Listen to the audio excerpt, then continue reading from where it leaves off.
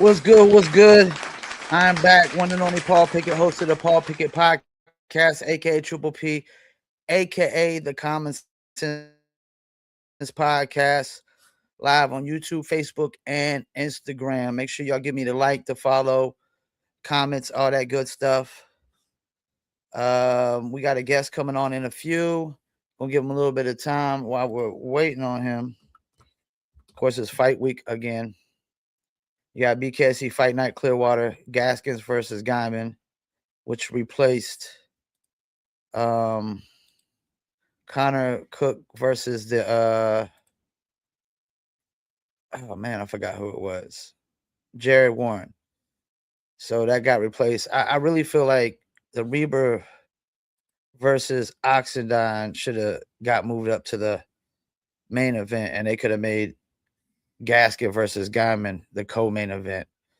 But it should still be a good fight. You got Quentin Gaskins versus Matt Guyman, Ryan Reber versus Joshua Oxendine, Crystal Van Wick versus Kat Paprocki, Tony Murphy versus Skylar Mahler, Michael Heckert versus Justin Walters, Brandon Superman Allen versus Lucas Jones, Frankie Solomon Jr. versus Ricky Macanico, and you got Jason D'Annunzio versus Anthony Foy, and then you got a few free fights as well.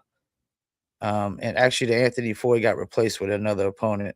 You got Thomas Jungles versus Anthony Grubbs first fight, Chachi Versace versus Gabriel Hernandez making his debut, and Terry Williams making his debut versus Bolo Carthen as well. I want to go over the last fight card too.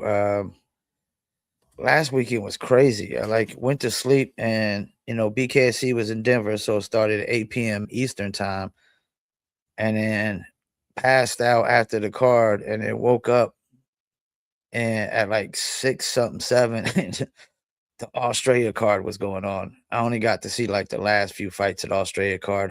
Hayes Happy got his revenge and won the rematch. But you had the Denver card. Kamosi got beat by Esteban Rodriguez. I don't know what anybody's going to do versus Esteban Rodriguez. Just the way he comes out, and he just tries to take your head off out the gate. He'll just start clinching you and uppercutting you with body shots and face shots, and he pretty much put Kamosi into retirement. All right, let's bring on our guest, who actually fights in the cruiserweight division as well. He will be fighting at BKFC 89 Palm Desert, May 22nd, 9 p.m. Eastern Time. He's undefeated in bare knuckle, 2-0 in the BKFC, and he'll be fighting at the Acrisure Arena, Palm Desert, California, against Cody Kerr. Let's bring on the one and only Iman Stross Williams. How you doing, Hello. man? I'm trying to figure out this camera thing, brother. Sorry about that. It's all good. This is interesting. So, What's how up, the brother? weather out there? How's the weather out there? Sunny California. It's nice, man. California weather is always good. So I like what I've been seeing from you so far. You 2-0. You about to go against this Cody Kerr. Before we get into that, though, I just want to get to know you. So for people just discovering you, who was Iman Williams outside the ring? Outside the ring, Iman is a normal guy. I have a normal job. I work at a restaurant over here in LA. I train, and I run my own little small business. And that's really about it, man. I have a son, but I keep him off my social media as much as I can. So, yeah, that's really about it. So where'd your nickname come from? So it's a derivative of Monster. So my nickname growing up was Monster. So I wanted to change it up and just kind of have my own thing. There's like the Mexican Monster or like the Monster. So it's like, there's so many, monster names. So I just try to get something unique, which was my own.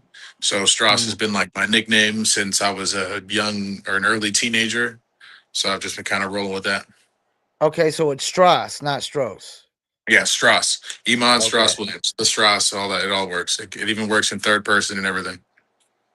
So what first got you into combat sports? My dad is a fighter. My dad's a former champion. He's Jeremy Williams. My dad was a boxer in the '90s and the early 2000s. In my opinion, is the last good heavyweight era for boxing. So Yeah. yeah, so my dad was a fighter. My grandfather was not a boxer, but he was very close to the boxing industry. My There's a lot of pictures of Muhammad Ali, and my grandfather's like off to the right or something like that. So Okay.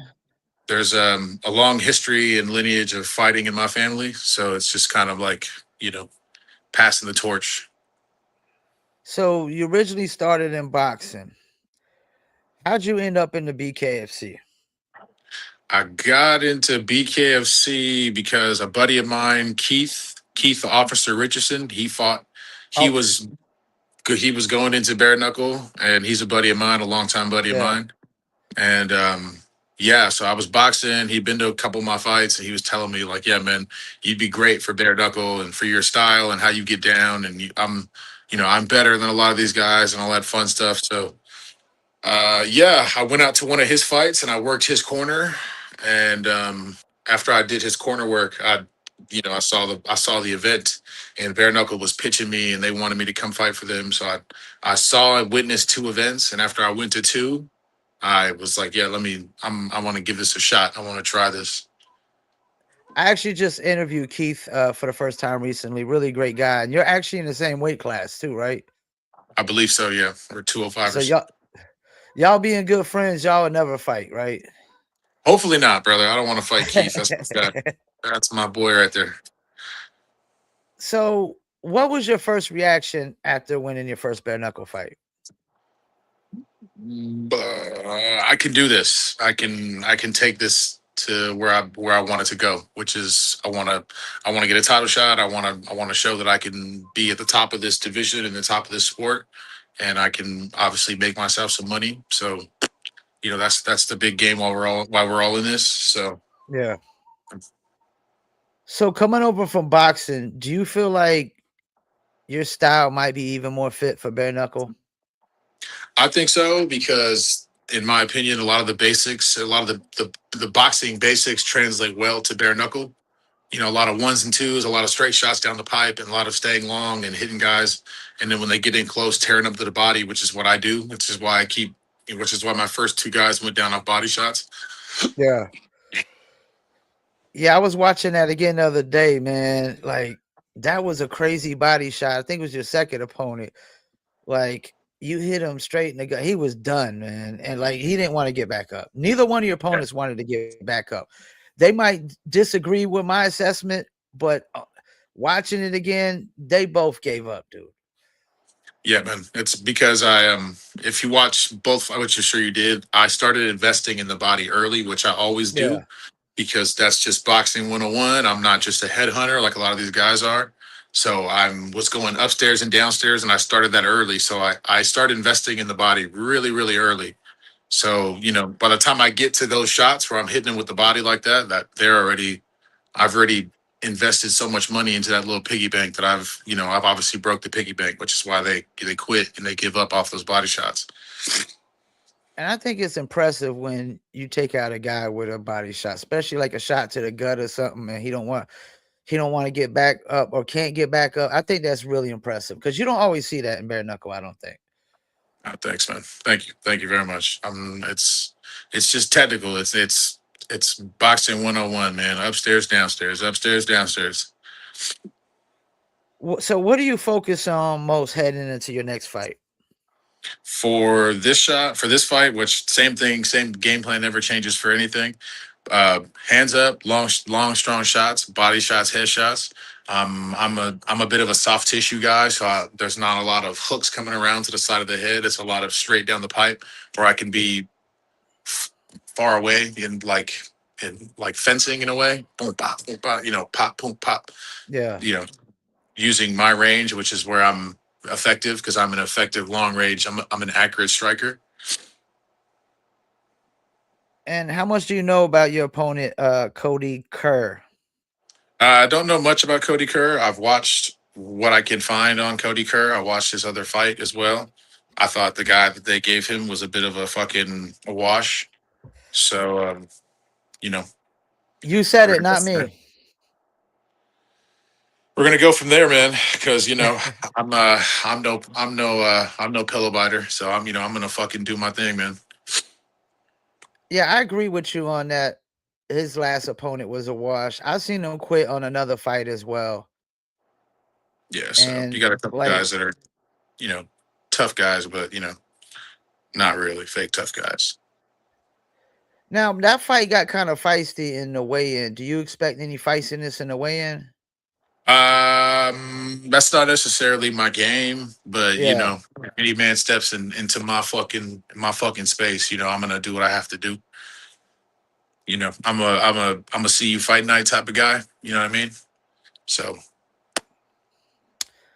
So in bare knuckle, being that like you only see maybe one fight from your opponent, man. It's always got to be a situation I'm thinking where it's always about your game plan and that's it.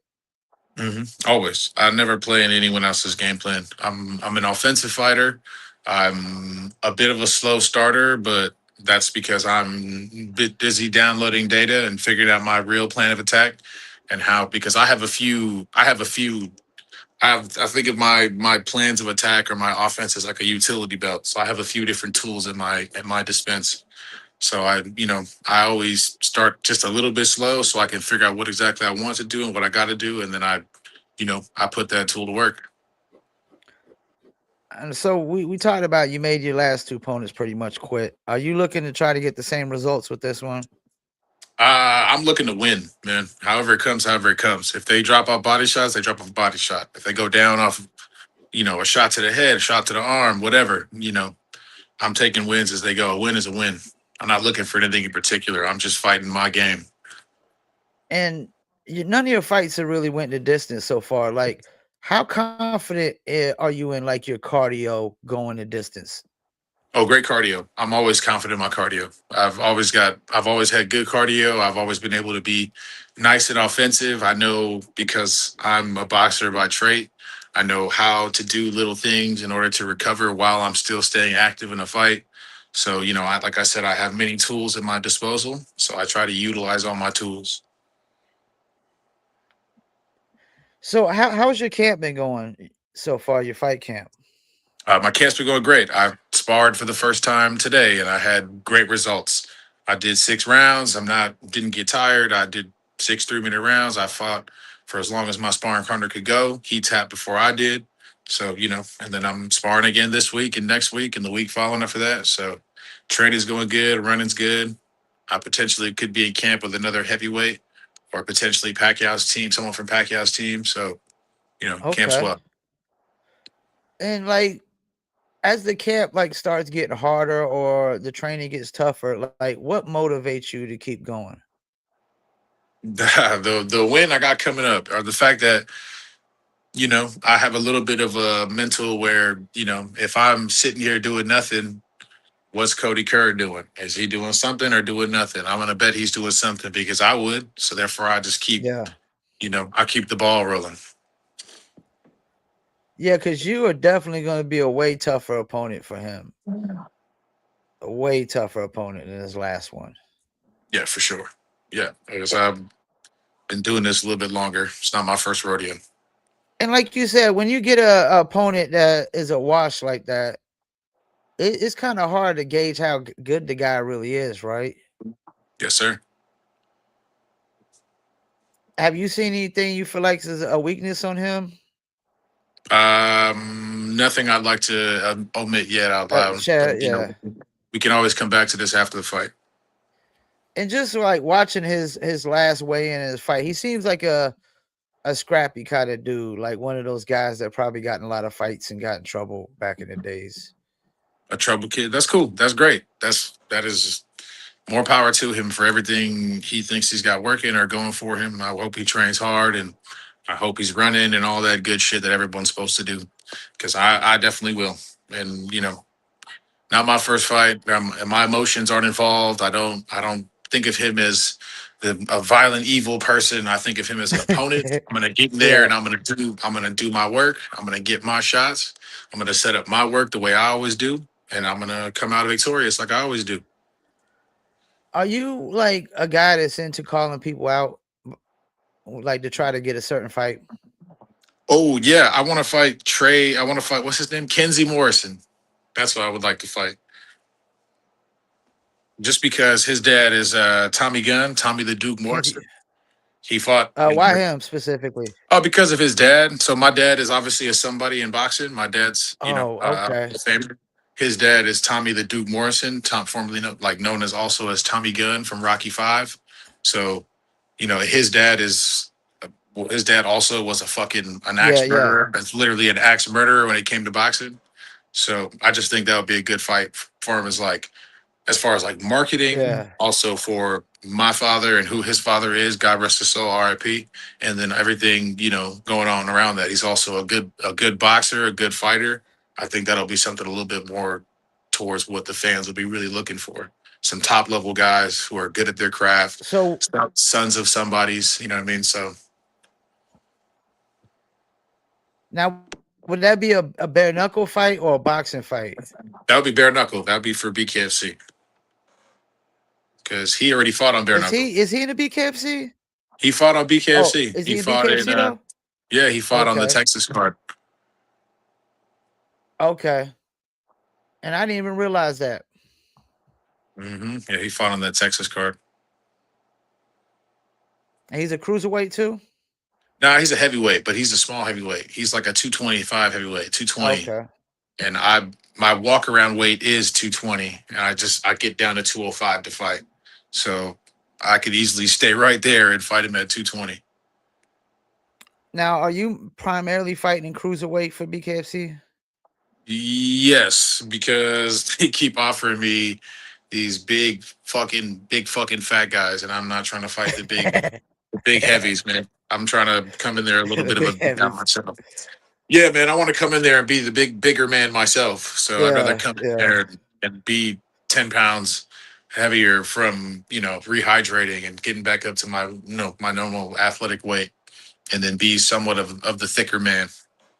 yeah. And that's the thing about the heavyweight division. You do got a lot of those big heavies in there. Those flabby kind of chunky guy. They big as hell, but they're not cutting and stuff. They don't have to. They don't have to make Yeah, weight. You just got to show nah. up. That's crazy. So, what's your opinion about the cruiserweight division right now with the title change? I think it's crazy, man. I think it's good. What's his name? I don't know his name off the top of my head, but Mohawk. He's Esteban Rodriguez. Yeah, he's cool, man. I've spoken to him on social media. We've spoken on Instagram briefly, and that's really about it. But this was before he went on his run.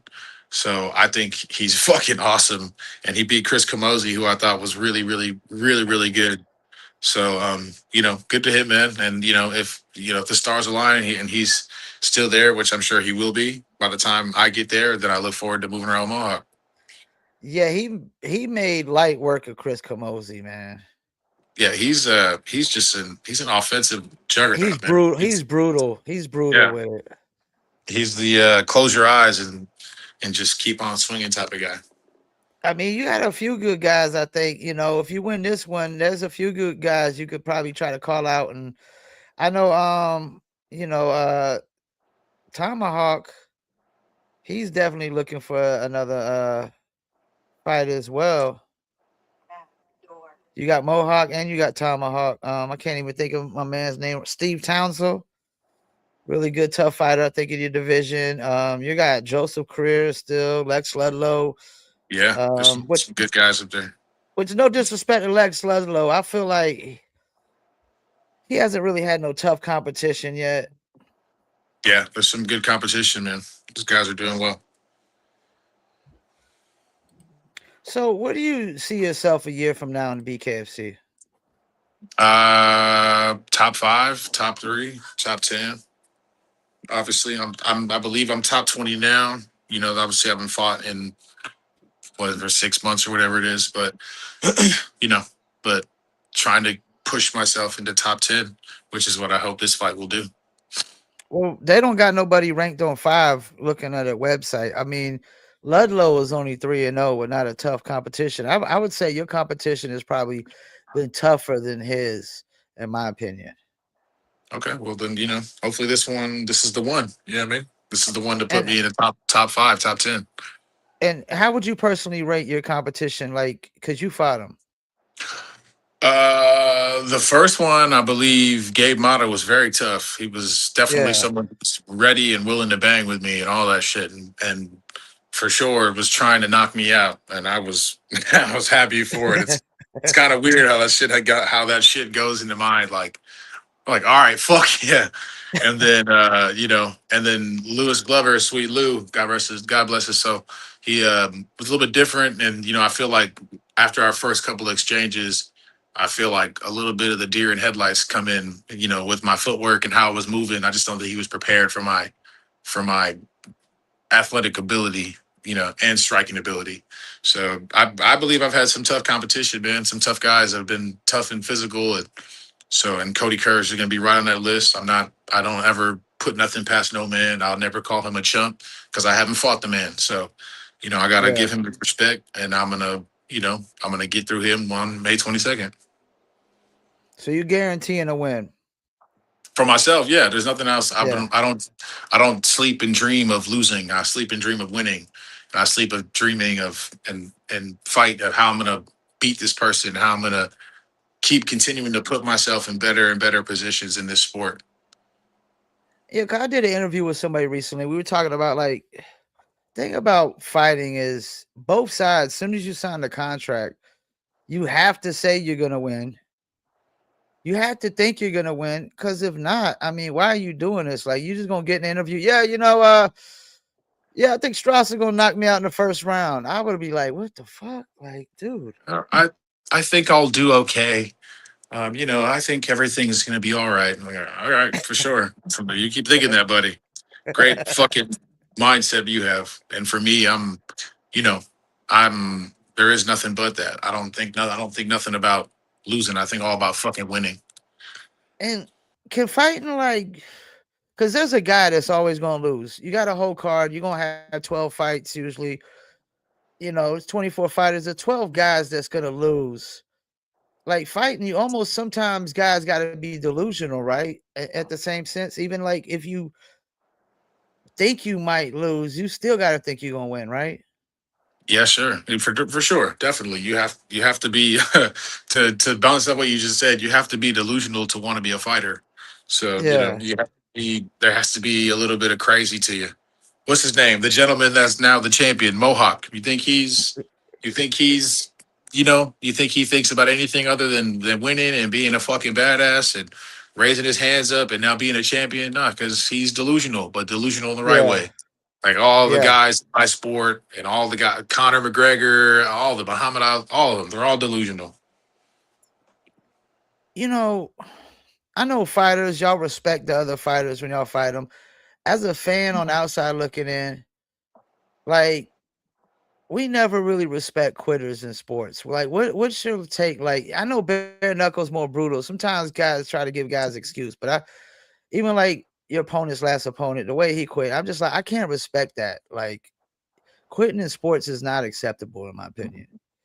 Yeah, I mean, in competitive combat sports where somebody's paying you to do something, I'm sure I'm sure there's a lot of guys who their mindset is I have to get through the first 30 seconds to get this paycheck. My money's guaranteed after the first minute. You know what I mean? I don't know. I wouldn't know because I don't know. I don't have that mindset, but I'm Yeah, sure there's a lot of people that are like that. and There's a lot of there people is that are some still making fighters like change. that, right? I'm sure there are. I Yeah, don't know them. I'm not one of them, but yeah, uh, yeah. As a I fan don't on know. the outside looking in, it's like if in basketball you quit on the team, everybody in the arena hates you for Yeah. that home team. I think it should be the same way for the fighters. Especially like it's one thing to like get you break your arm like Juggernaut. Like Oh freak yeah. accident, you break I your was arm. I was at that fight. I mean, that was Yeah, ugly. That was I that saw would that look one. really nasty. But yeah, what are you gonna do? The guy broke his arm. He's pretty much gotta quit. But like, you punch a guy, he don't even got a scratch or no blood or nothing. It's like you here for a paycheck and just to put pro bare knuckle fighter on your Instagram. I mean, it looks cool. There's a lot of guys like that, but those are the guys that get hurt, man. Those are the guys Yeah, that get hurt, bro, because they run into motherfuckers like Mohawk, like Tomahawk, like Juggernaut, like the Stross, like Kai like you, Stewart. You yeah. know what I mean? Like they run into motherfuckers like us, bro, who are fucking. I'm not taking no prisoners, bro. I'm trying to fuck you up. I want to hurt you. I want to put you down, brother. Well, I like what I've seen so far, man, from you. I think you got a really good chance in your weight division. I know it's going to be a tough climb. I mean, because even I think Lesio Sakaro has to get another title shot probably because that was an interim, so he didn't really lose the belt. Yeah, You know, future's bright, man. I'm excited. Should be good, but right now, all this stuff is great. But I'm focused on Cody Kerr. I'm focused on May 22nd. I'm getting through that and hurdle, and you said you ain't fought in 6 months. I mean, have you been trying to get more fights than that? I've been trying to fight for bare knuckle. We had a few conversations between my agent and them about getting me on a potential other few other cards, but once they decided that they were going to come back to California for Acrisure, they Yeah. decided to just put me on the shelf and wait for Acrisure. And I had an offer to fight for a boxing with gloves, and I debated doing it, but it was a little too close, and bare knuckle was calling, so I just decided to keep focused on this. And was this a smaller promotion? The boxing Uh, one? no, it was Zufa. Okay. Yeah, so Zufa. There was a gentleman who contacted my agent from Zufa, and nothing went through. Nothing went through, obviously, but it was the fact that there was a look for that, and a potential rematch between a gentleman that I fought boxing named Larry Gomez for Fight Book. Okay. So that's yeah, just a few things, but nothing went through. So it's all about the money too, brother. So the money's a little bit better on bare Yeah. knuckle. They're paying a little bit better. And you would think that they could do more California cards with so many big cities in California, I would It's all think. the it's all taxes, baby. Taxes, Oh bro. yeah, That's why yeah. there's You're no right. California is terrible with the taxes. I forgot all taxes, man. because they said, what was it? Was it whoever won the Super Bowl? Sam Darnold. I guess when he played in San Francisco, they said like they taxed the hell out of him when he barely made any money for playing in the Super Bowl. Yeah, yeah. So it's all taxes, man. That's why there's no super fights in California. That's why. That's it. That's the only Wow. reason why we've never had super fights and all these mega. They're always in Vegas because the taxes are better. They're always in Vegas or Florida or overseas. Like just it's all taxes, man. So they just fucking up the game and fucking up themselves over there in California, basically with that. Sure, for sure. That's why Cause as y'all just fighters got too, man. For me, yeah, I'll fight on another card. I'll go to any other state. I'd love to fight in Florida, man. Those Florida cards are yeah, crazy. yeah. Those Florida cards are nice. What's his name? The They're cash always the cow. most stacked. Yeah, yeah. Duran, Brian I'm El Gallo Duran. Yeah, El Gallo. I know the man, bro. I've met him a few times. I met him at a few fights. We've had a few conversations. He's a cool guy, bro. I can't get in contact with him because he's so booming on Yeah, social so media right yeah. now. But yeah, bro, he's a good dude too, and I'd love to get on one of his cards. I have family in Florida, so I can fight out of Florida. So on the It's horizon in the future, it's funny that you called them his cards because I think that's exactly how he would describe them as well. bro. He's the main draw. He's Yeah, he's the he's superstar, putting money in everybody's pockets out there, man, like crazy, yo. including himself, bro. Good for him. Yeah. And that is always the most stacked card, in my opinion, is that Seminole Hard Rock Cafe. The Hollywood, Florida cards are always the most stacked. It really is.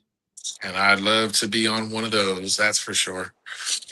And they get the celebrities that come out. They get the big names. And that's another thing. Y'all out there in California, I got so many Hollywood names. They're really like they No, really none of them messing give up a the fuck game. about bare knuckle. None of them care about bare knuckle. We got too They much don't. going on here. It's California, man. Yeah. Yeah. Got I too can much see going that. on. We dictate what's cool around the world. Unfortunately, Yeah, it used to be New York City, but they don't dictate nothing no more. hmm Well, before we let you go, man, any shout outs you want to do? If you got any sponsors or shout outs to any of your coaches or something? Yeah, just a few. I've got Chamba Boxing. That's one of my coaches. I got Fortune's Gym, the gym that I fight out of and rep. I have a sponsor, Kirgo.com. That's where you can gamble on all your gambling needs. You can use code Stross to log in. And my newest sponsor is Solisca. It's a new tequila that I'm working with out of Jalisco. Okay. So I'm gonna get some new trunks made with the Solisca branding on me. So shouting out to Solisca as well. Thank you for sponsoring me and being very kind to me and taking good care of me. And yeah, man, shout out to myself as well. Only one Strauss on all my socials. And yeah, man, that's it. Well, I appreciate you taking the time out. You a friend of the show now. You can come back on anytime. Definitely gonna be tuning in. Wishing you the best of luck on your fight. Thank you. Definitely interested to see your card. I probably interviewed a few guys off of this card. I just interviewed it. Nate Maness. And matter of fact, who do you got for the main event in your card? Who is the main event again? Just remind me. Jamel Herring versus Nate Maness. Oh, I'm gonna do Nate Maness.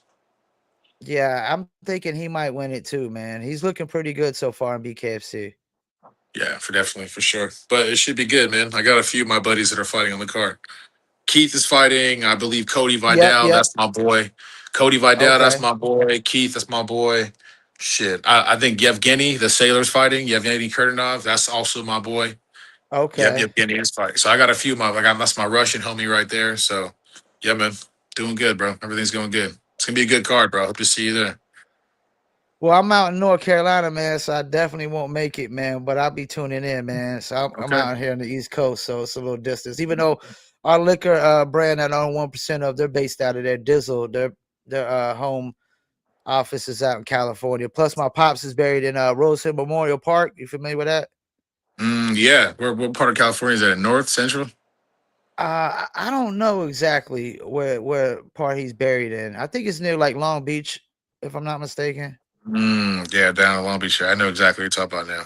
Yep. Yeah, my grandma, she used to stay out LA back in the days, near a high school called like Jordan High School, if I'm not mistaken.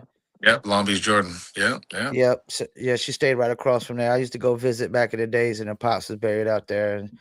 But like one of my business partners in the liquor brand, actually all of them are out there in LA. So yeah. Well, if you guys are looking to sponsor, I'm available. Yeah, I'll let them know, man. See what's up, cause I'll be telling them about the bare knuckle. My guys ain't really got onto it yet and stuff like that. But bare knuckle starting to become my favorite sport, man. It really is. Yeah, man. It's good stuff. Yep. All right, brother. Well, Well, I enjoy the appreciate rest you, of your Sam. day, man. And I'll definitely be tuning in, and I'll make sure I clip up some clips and we'll help promote you, man. Let me know, man. We can collab on anything you want, man. All right, man. Enjoy your day, man. God bless you, All sir. right. Thank you very much. All right. Anytime. Peace. Well, there you have it. Iman Stross Williams, and he will be on the Palm Desert card, which will be interesting as well. I mean, they still got BKC Fight Night Clearwater, which is this Friday, 24th, 8 p.m. You got Blood for Blood, which is the heavy metal and bare knuckle going on. They only got like 4 fights on that one. They got the Terrible versus Cameron Delano, which I think is a rodeo guy. Both of these guys got a shit ton of followers. Jake Boswick and Roderick Stewart. Kratos versus Brock Walker. And you got the ladies Taylor Starling versus Marisol Rulas. So that one would definitely be interesting. And you got Palm Desert right here, which is Jamel Herring versus Nate Maness. Go check out the interview I did with Maness recently as well. 1-0, 2-0, basically fighting for the interim bantamweight when Joy Boy basically won the interim title versus Reber, and then he gave the title up afterwards. And I guess he's just gonna fight in the weight class again. You got Cody Votto versus Jomi Escoboza. That's gonna be interesting when Jomi's got 12 BKSC fights under his belt. BKSC vet Chase Gormley, who I'm looking to interview here as well. I got to follow up with him and set up that interview. He'll be fighting with Levi Acosta. I think Chase said he works in a prison, so he got them long hours and a crazy schedule, but we're gonna make it work. And you got Eric Soto versus Juan for Figueroa. David Diaz versus Anthony Sanchez. Daniel Alvarez versus Jared Lennon. My guy Ryan Ryu Peterson versus Darren Whitley. And Evgeny Cardinal versus Eric Lopez. Keith the Officer Richardson versus Devin Schwan. And Devin Schwan's 1-0. He actually fought a guy interviewed on my other podcast, which his name is Jesse Pringle. He's actually a singer, and he fought for BKC. He's a cruiserweight. Really, really good singer. Dope voice. Soulful voice. But he actually lost that fight. But um, yeah, so Jesse Pringle is actually a friend of the show. We submit a lot of music. Then you got Mon Williams versus Cody Kerr right here. And Ethan Trout versus Steven Stansberry. And Ricardo Talavera Jr. versus Victor Flor. So it looks like the free fights would be how many? They might have 2 or 3 free fights on this one. There's no telling. How many fights we got on this card? 1, 2, 3, 4, 5, 6, 7, 8, 9, 10, 11, 12. 12. Yep. And we still got a few more events as well. You got BKFC, Birmingham, Tyranny versus Franco. May 20th, you got BKFC Fight Night Hollywood, Lane versus Henry. Those cards are usually super stacked. That's the one we're talking about. You got BKFC Nashville. Still don't know what that going on with that. Yes, I can't wait to see what that's in the state next to mine. And BKFC Fight Night Hammond Van Camp versus Cisneros. I know I butchered his name. And they got most of that fight card is damn near out. Arnold Adams is coming back. He's fighting Steve Banks. Brandon Conley's fighting on that card. Alex Davis, Gabriel Mota, who's Amon Williams' first opponent. Thomas Angeloff, Ronnie Hauser, Justin Street, who I'm be interviewing Monday. Got Steve Morrison on there. Casey Moses as well. Man, BKFC is just putting on fight card after fight card after fight card. And I'm trying to see what they got on this Hollywood, Florida card. I can't believe they got this guy fighting again after he tried to quit because his acting like his back was hurt. I ain't gonna call him out. You know who he is. Everybody know who he is. Shouts out to my man John Dozier. Appreciate you tuning in. Mystic Black MMA, Sean, Clabo, No Chance, 1992. Let's see, Nightmare Street. Appreciate you, Justin. We'll be interviewing you real soon. Aubrey Savon, Cito Navarro, appreciate you. Golden Boy MMA, appreciate you. Appreciate everybody tuning in on YouTube, Facebook as well. We about to wrap it up. Appreciate Mon Williams for taking the time out to do the interview. And it's crazy. Like it's just becoming such a small world with doing all these interviews that everybody I interview is just connected to somebody I interview. And we still got James Dalzell. We'll be interviewing him as well. My guy from Canada fought for BKFC, and he's fought in the Ice Wars, and he's fought for other bare knuckle fight promotions in Canada as well.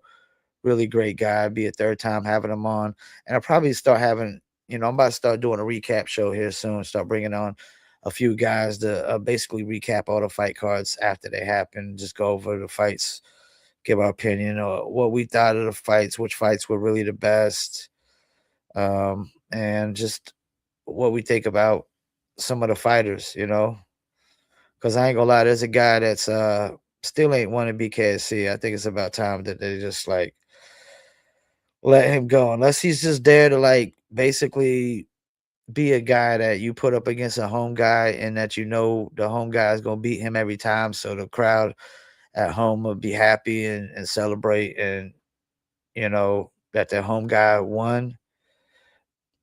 Like, there's definitely some fighters that are just fighting just to get a paycheck because they're never gonna freaking win. There really is. There really is. And I mean, I I get it, you know, you wanna make a living as a fighter, but at the same time, man, it's like competition in sports, man. At some point, you wanna win, and if you're not winning at all, you go like 0-5, 0-6, 0-7 in bare knuckle. I think it might be time to try something else. And, you know, and I think at some point a fight promotion has to just say enough's enough. Y'all done let Zach Kalmas go when he lost 3 straight fights. So if a guy loses 6 straight fights, it's probably time to go, especially in bare knuckle. Because I don't see bare knuckle like I don't know if I see guys retiring like with 50 bare knuckle fights under the belt. I could be wrong because it's still young in the game. You got Perdomo's 11-0. You got Jomi 12 fights under his belt. Jimmy Sweeney's got a shit ton of fights. Maybe he's like the only one. I think he got like 30 something 40 bare knuckle fights, but still that 50 bare knuckle fights is a lot when you think about it. That's a long, brutal career because you're only getting usually 1 to 2 fights per year. Some guys are getting 3 fights a year. But a lot of guys only fight the champs only usually fight once a year. That's it. So yeah, we about to wrap it up. Appreciate everybody for tuning in. We got another interview Sunday, 4 p.m. with James Dalzell, and we got Justin Nightmare Street Monday, 7 p.m. Eastern Standard Time. And I'm still looking to see if we can lock in Chase Gormley as well. As I like to try to work around people's schedules.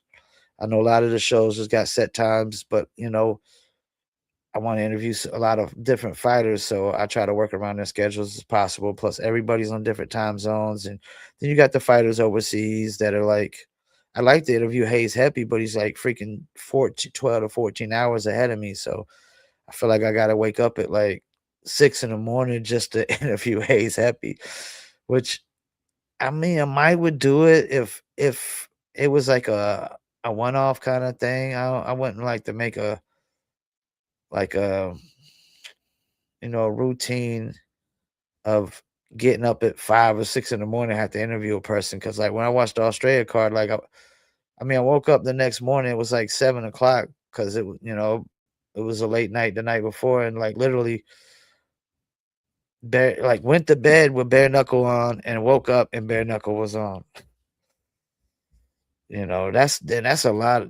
Like think of how good of a company you have to be to put on a fight card in Denver at 8 p.m. Eastern time, and then the next day you're putting on another card all the way across the world in Australia. I mean, you talking about across the pond. You're like across the pond in Australia, like completely on the other side of the planet.